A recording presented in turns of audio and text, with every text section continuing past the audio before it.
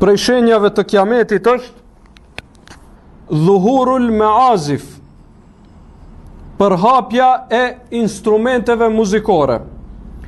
Përhapja e instrumenteve muzikore.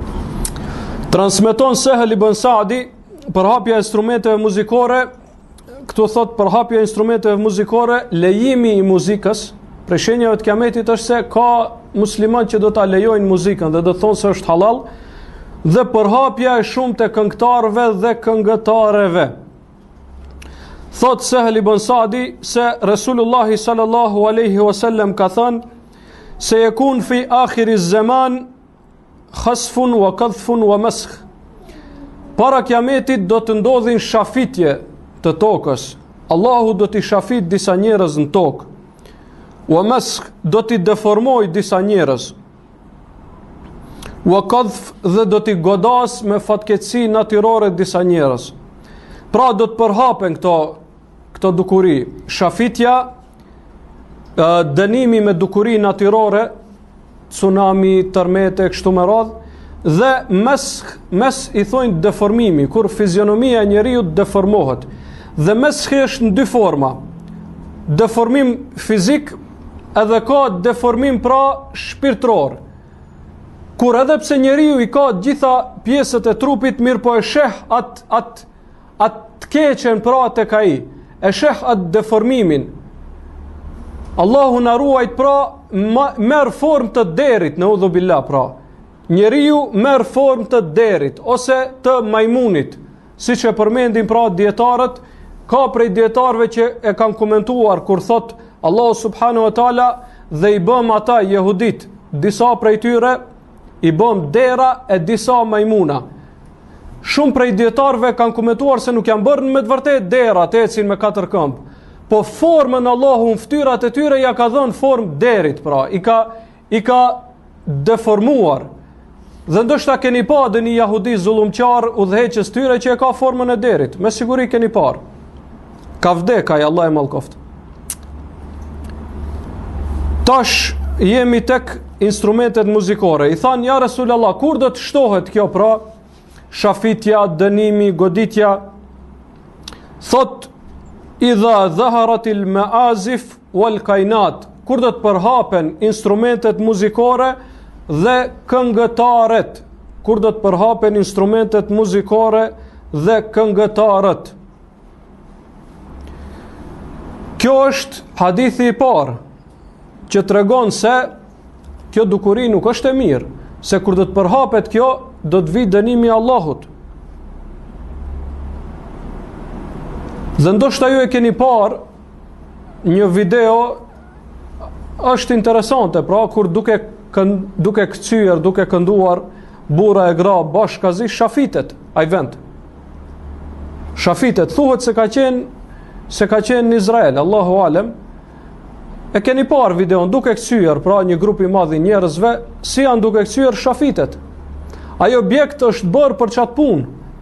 Me siguri ai inxhinieri ka pas parasysh se njerëzit do të kthejnë aty. Mirë, po kjo është dënim për Allahut, i shafit pra në këtë gjendje. Dhe ka deshur Allahu subhanahu wa taala që kjo gjë të incizohet, që të ngel pra argument për njerëzit e tjerë. Dhe të shihet se kjo fjale e pejgamberit alayhis salam është e saktë dhe me vend si argument për njerëzit. Mirë po, më e madhe se kjo, më e madhe se përhapja e muzikës dhe këngëtarëve, padyshim është lejimi i muzikës. Kur dikush thot është halal, kjo është më e rëndë. Sepse nëse njeriu e bën një mëkat dhe e din se është mëkat në vetveten e tij, kjo është më e lehtë për të. Sesa të thojë jo, po halal është, s'ka asgjë të keqe. Dhe për fat keq, disa prej muslimanëve kanë lejuar, pra instrumentet muzikore i kanë lejuar për fat keq. Edhe pse hadithet që flasin për këtë janë të shumta, madje njëri është në Buhari, është në Sahihun e Buhariut. Mirë po, kanë shkuar deri në atë shkallë që t'i bëjnë këtë këto hadithe daif, këtë i kanë dobësu. Edhe pse është në Buhari, ka thënë, jo, po ka pengesë, ka problem, kanë nxjerr pra për fat keq. Për fat keq. Hadithi që e transmeton Buhariu është, pejgamberi alayhis salam thot, le yakunanna min ummati aqwam yastahilluna al-hirra wal-harir wal-khamra wal-ma'azif do të ketë nga umeti im, pejgamberi alayhis salam po thot për njerëzit që do të vinë pas tij, pra. Thot do ta bëjnë halal amoralitetin, mëndafshin, alkoholin, pijet alkoholike dhe me azif instrumentet muzikore. Këtë hadith e transmeton Buhariu tek kapitulli i pijeve. E ka përmend pra tek kapitulli i pijeve, tek kapitulli që ka të bëj për khamrin apo për pijet dehëse. Dhe ky hadith është argument se këto gjëra që i ka përmend pejgamberi alayhis salam, to 4 gjëra janë në esencë të ndaluara, sepse po thot do ta lejojnë disa njerëz në të ardhmen, do ta lejojnë, për ta lejuar do të thonë në esencë është haram, ata do të vinë do ta bëjnë halal. Dhe hadithi është i sakt, edhe pse një dietar i madh siç është Ibn Hazmi, dhe i cili ka jetuar para disa viteve në Andalus, para disa qindra viteve në Andalus, i ka bërë këtë hadith e daif. Mirë po, krejt dietarët e hadithit, shumica e dietarëve të hadithit kanë thonë se Ibn Hazmi në këtë aspekt është gabim. Ndoshta ka ndikuar për këtë fetvat Ibn Hazmit edhe rrethi, se në Andalus ka qenë muzika shumë e përhapur, instrumentet muzikore kanë qenë shumë përhapura në Andalus. Para se të bie Andalusi, këto gjëra janë përhap shumë. Allahu alem, Ibn Hazmi ka thonë këtë të hadithet janë daif, kështu që s'ka argument se është haram, do me thonë ngel se është halal. Edhe pse hadithet janë sahih, si që thot muhadithi i madh Ibn Salah. Ibn Salah është prej muhadithinëve të mëdhej. Po ashtu Ibn Kaimi, Hafidh Ibn Kaim. Ibn Kaimi shumë pak ndoshta prej vëllezërve e din se Ibn Kaimi ka qenë hafidh në hadith. Në hadith ka qenë pra prej, e ka arrit gradën më të lartë në shkencën e hadithit. Hadithi është i saktë pa dyshim. Këtu ky dietari përmend edhe 6 pika pse ka gabuar Ibn Hazmi në aspektin e shkencës të hadithit. Se Ibn Hazmi ka thonë Buhariu nuk është takuar me Hisham ibn Ammar. Hisham ibn Ammar është ai prej cilit Buhariu transmeton hadithin. Ibn Hazmi e ka thonë këtë, dietarët thonë nuk është e saktë, është takuar, pra është transmetuar se është takuar me atë. Po ashtu thonë, nuk është vetëm ky transmetues që transmeton këtë hadith. E transmetojnë edhe transmetues tjerë. Edhe nëse themi se nuk është takuar me këto, s'është problem, ka transmetues tjerë që e transmetojnë.